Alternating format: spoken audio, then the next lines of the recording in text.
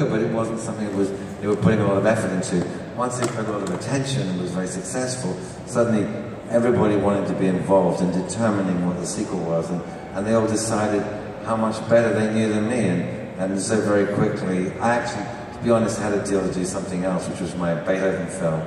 So I was like, bye-bye, have fun.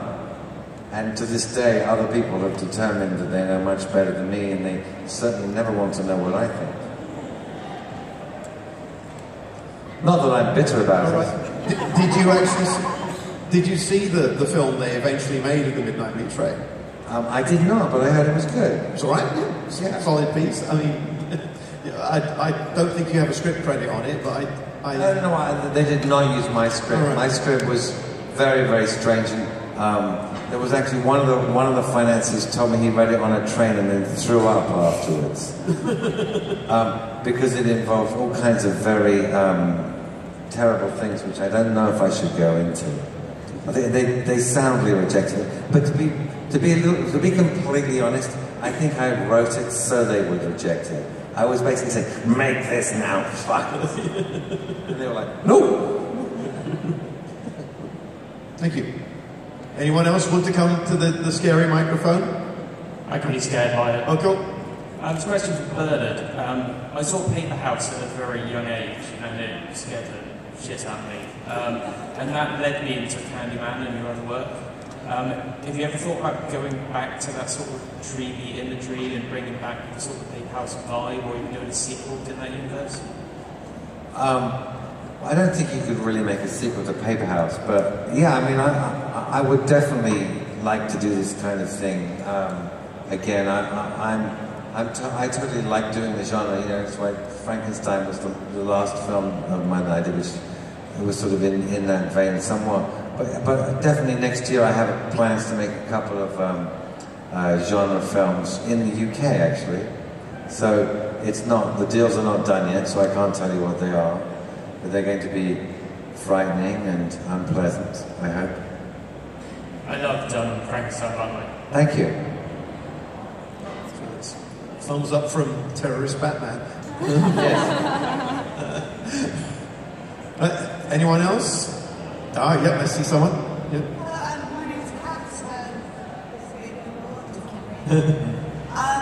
Tony, this is for you. You've got a Death House coming out in the US soon. Just wondered if you could share a bit about that. Death House came about. Gunnar Hansen was a script that he wrote before he sadly passed away. And so I can't speak for everybody that's involved in it, but the reason I got on board is Gunnar was a friend of mine, and that was his lifelong wish to get this film shot. I know that they've been mucking around with distribution, and when it comes out, I'm not in charge of that. I don't know. I hope it gets into your hands sooner than later. But you had a bunch of people from the horror community devote their time and services to the film. So in Gunnar's memory, who was Texas Chainsaw Nightmare, by the way, hopefully it'll be seen. Thank you.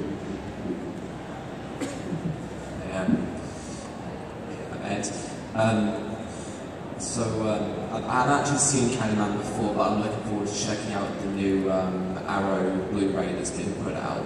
I was wondering what are some of your underrated films, sort of favourite underrated films, either horror or any genre?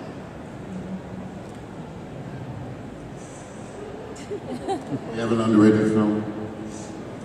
Horror movie? He said any genre. In any genre. I mean, I think everything I like is underrated.